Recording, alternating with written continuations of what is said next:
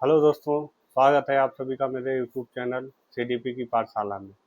आज मैं आपके लिए सीडीपी की एक क्लास लेके आया हूँ जो आगामी जो परीक्षा होने जा रही है सीटेट 2026 सितंबर में, उसके लिए बहुत ही इम्पोर्टेंट है।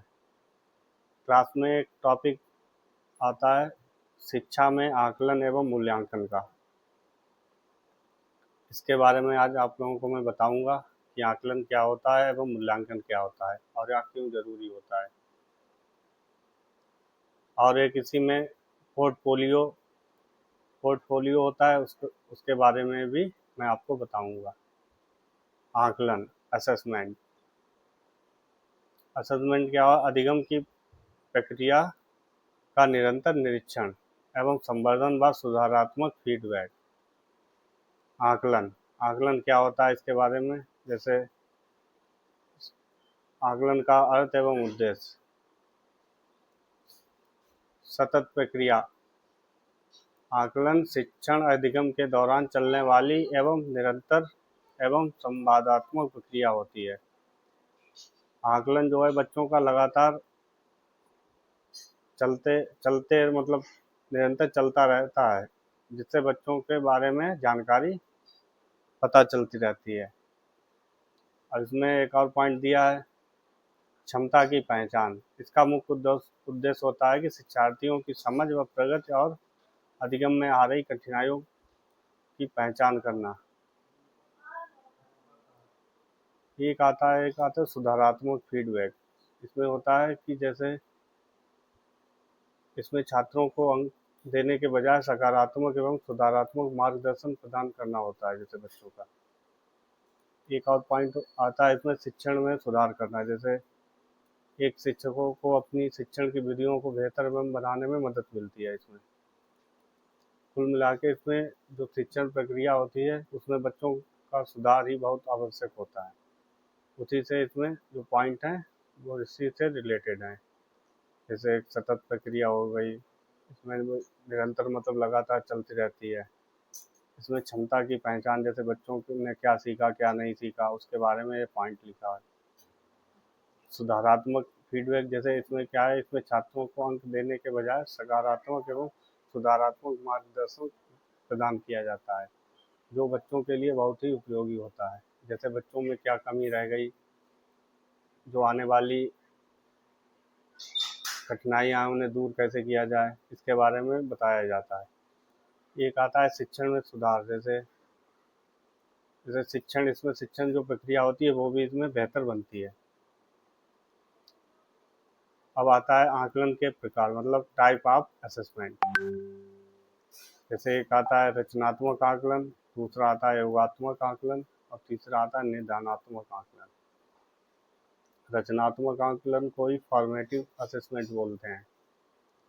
ये होता है शिक्षण अधिगम प्रक्रिया के दौरान निरंतर होता रहता है। इसका उद्देश्य होता है छात्रों को सीखने में मदद करना और तत्काल फीडबैक देना।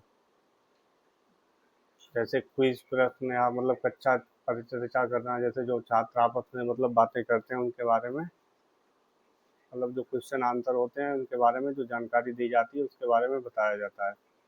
जैसे शिक्षण अधिगम प्रक्रिया के दौरान निरंतर होता रहता है। योगात्मक आकलन को इंग्लिश में समेटिव असेसमेंट बोलते हैं। यह सत्र या इकाई के अंत में ज्ञान का मापन करने हेतु किया जाता है। इसका मुख्य उद्देश्य होता है कि जो मतलब छात्रों ने जो कुछ सीखा है उसके बारे में निर्णय करना या ग्रेड ग्रेड प्रदान करना। ये सत्र के अंत में होता है। निदानात्मक आकलन, जैसे सीखने में आ रही विशेष रुकावटों या कमियों के कारणों का पता लगाने के लिए किया जाता है ताकि उसका उपचारात्मक शिक्षण किया जाए। जैसे कोई छात्र कमज़ोर है उसके बारे में जो जानकारी मतलब इसमें पता लगाई जाती है, और उसके बाद में उसे जिस चीज़ में वह कमज़ोर होता है उसके बारे में उसे सुचारू रूप से उपचारात्मक मतलब की समस्या का समाधान किया जाता है निदानात्मक आकलन में। अब इसी का एक पार्ट आता है एवोल्यूशन या मूल्यांकन। इसका क्या उद्देश्य होता है? शैक्षणिक उद्देश्यों की प्राप्ति की सीमा का मूल निर्धारित एवं निर्णय प्रक्रिया। जैसे मूल्यांकन का स्वरूप, इसी में आता है व्यापक निर्णय प्रक्रिया। मूल्यांकन के बारे में इसमें दिया है, जैसे मूल्यांकन वह प्रक्रिया है जिसके द्वारा यह निर्धारित किया जाता है कि शैक्षणिक उद्देश्य की प्राप्ति किस सीमा तक हुई है। यह मापन और आकलन के प्राप्त आंकड़ों के आधार पर अंतिम निर्णय लेता है।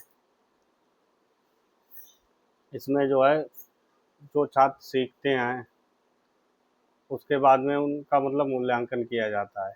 जैसे मूल्यांकन वह प्रक्रिया है जिसके द्वारा यह निर्धारित किया जाता है कि शैक्षणिक उद्देश्यों की प्राप्ति किस सीमा तक हुई है। अगर जैसे जैसे आप लोगों ने चार्ट देखा होगा, चार्ट में जैसे यहाँ से यहाँ पे जैसे 0 है, 1 है, 2 है, 3 है और यहाँ पे लास्ट 5 है। अब जैसे कुछ छात्रों को जैसे जानकारी दी जाती है धीरे धीरे, अब उन्हें जैसे जानकारी के बारे में वो मतलब आप लोग कैसे पता करेंगे? मूल्यांकन के द्वारा ही आप मतलब उसमें पता कर सकते हैं, क्योंकि जिस सीमा तक आपने जानकारी दी है उस सीमा तक अगर छात्र पहुँचे हैं तब तो सही है। और इसी मतलब जो शिक्षण प्रक्रिया के दौरान मतलब जो टेक्निक अपनाई जाती है उसे ही मूल्यांकन बोला जाता है। अब मूल्यांकन का गणितीय समीकरण जैसे इसमें होता है, मूल्यांकन केवल अंक देना नहीं बल्कि एक मात्रात्मक मापन और गुणात्मक मूल्य निर्धारण होता है। जैसे मूल्यांकन में क्या होता है कि अब मापक मूल्यांकन बराबर मापन प्लस मूल्य निर्धारण, मतलब मात्रात्मक प्लस गुणात्मक, इसी के जरिए ही मूल्यांकन किया जाता है। अब एक चार्ट है, इसमें बताया गया है कि आकलन और मूल्यांकन में मतलब अंतर क्या क्या होता है, इसके बारे में यहाँ पे दिया हुआ है। अब इसका उद्देश्य, मुख्य उद्देश्य आकलन मतलब मूल्यांकन असेसमेंट का, यह अधिगम में सुधार एवं संवर्धन करता है। आकलन इसमें मतलब जो विद्यार्थी होते हैं या शिक्षार्थी बोले, उनके बारे में सुधार व संवर्धन करने की प्रक्रिया के दौरान ही मतलब आकलन के बारे में बताया जाता है। अब मूल्यांकन के बारे में जैसे दिया है कि अंतिम उपलब्धि का मूल्य निर्धारण एवं निर्णय लेना कि वह किस प्रकार सीखेगा या नहीं सीखेगा, इसके बारे में मूल्यांकन व प्रक्रिया के बारे में इसका उद्देश्य यह होता है। इसकी प्रगति व समय या प्रक्रिया उन्मुख होती है, जैसे शिक्षण के दौरान निरंतर मतलब लगातार होती रहती है धीरे धीरे, या परिणाम उन्मुख होती है, जैसे सत्र के अंत में बच्चे क्या सीखा है नहीं है इसके बारे में प्लस या माइनस निगेटिव मतलब जो मतलब आप लोग अंक देते हैं उसके बारे में बताया जाता है। फीडबैक का स्वरूप इससे गुणात्मक व सुधारात्मक होता है। वही निर्णयात्मक जैसे मूल्यांकन जो होता है वो निर्णयात्मक होता है, जैसे ग्रेड है, मार्क है या पास फेल, जैसे जो बच्चे मतलब लास्ट में मतलब अपने मतलब प्राप्त करते हैं उसके बारे में मूल्यांकन बताया जाता है। मापदंड छात्र की स्वयं की पूर्व गति की तुलना करना, जैसे और इसी में आगे दिया है पूर्व निर्धारित मानकों व अन्य छात्रों की तुलना मूल्यांकन में की जाती है। ठीक है, आप लोगों को अगर समझ में आया हो तो ठीक है। अब आगे आता है पोर्टफोलियो। पोर्टफोलियो क्या होता है? यह छात्रों के बारे में जो मतलब अपने मतलब शिक्षण अधिगम के दौरान उन्होंने क्या किया क्या नहीं किया, इसके बारे में एक जानकारी इकट्ठा की जाती है। अब वो जानकारी कहाँ इकट्ठी होती है? पोर्टफोलियो एक बना हुआ था, उसमें वो सब जानकारी इकट्ठी रहती है।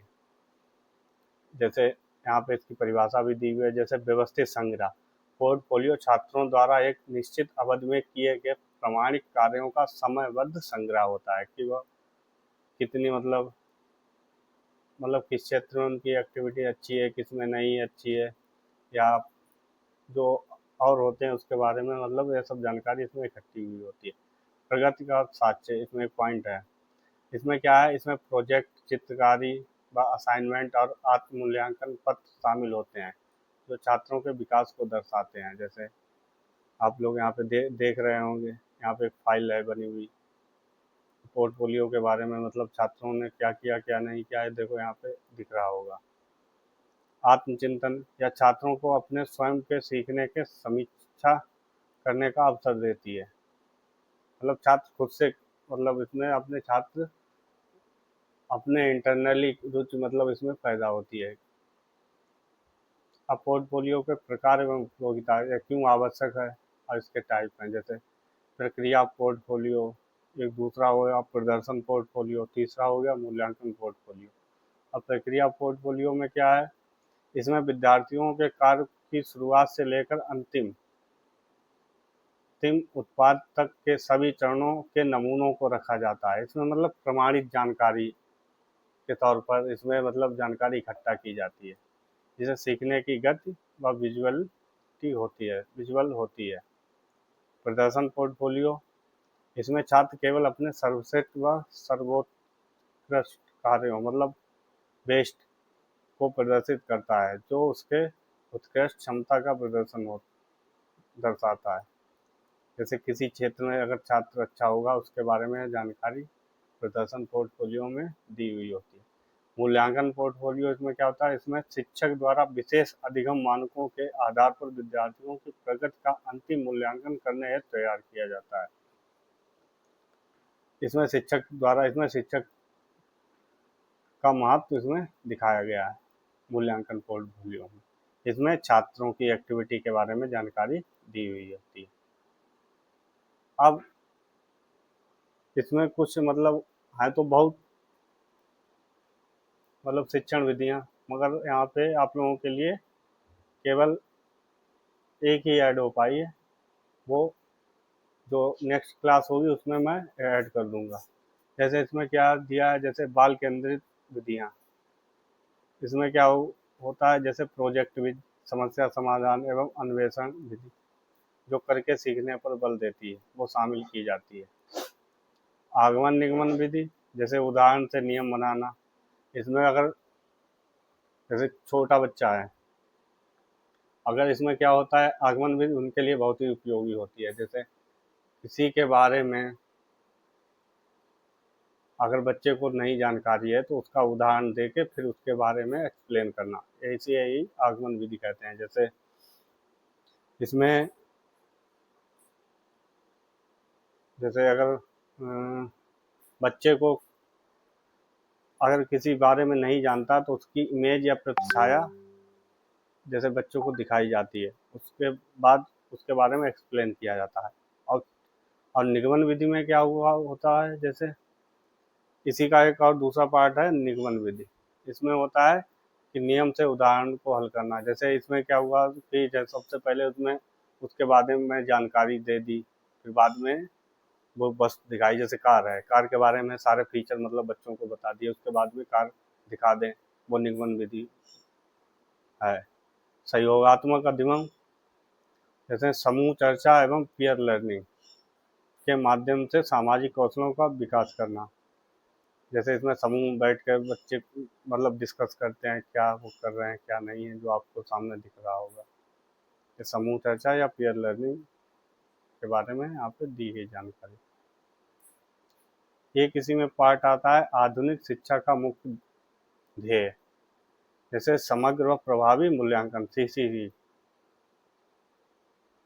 इसमें क्या हो, ये 360 डिग्री मतलब चारों क्षेत्र में बच्चे ने जो कुछ मतलब सीखा है उसके बारे में बताया जाता है। जैसे आकलन, सतत मूल्यांकन और आधुनिक छात्र केंद्रित शिक्षण विधियों का मूल उद्देश्य बालक के केवल ज्ञानात्मक पक्ष ही नहीं है, बल्कि भावात्मक तथा मनोक्रियात्मक पक्षों का संतुलित व समग्र विकास सुनिश्चित करता है।